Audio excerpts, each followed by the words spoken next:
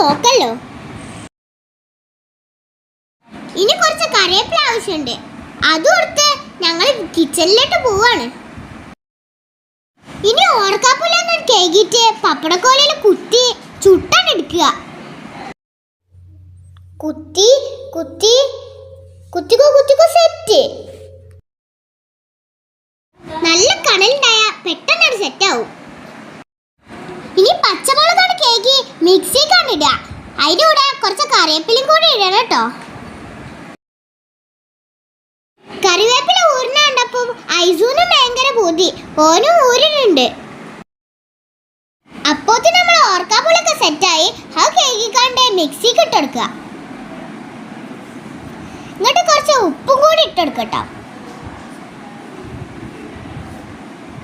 എന്നിട്ടത് മൂടിയിട്ട് ഒന്ന് അടിച്ചെടുക്കാം. ഐസ് ഭയങ്കര ഹാപ്പി ആട്ടോ. ഇനി ഇത് തുറന്നിട്ട് ഞാനും ഐസും കൂടി തേങ്ങ ഇട്ടെടുക്കാണ്. സ്പൂൺ കൊണ്ട് കൂട്ടി കൊടുക്കാണ്. ഇനി തേങ്ങ ഒന്ന് അടിച്ചെടുക്കാം.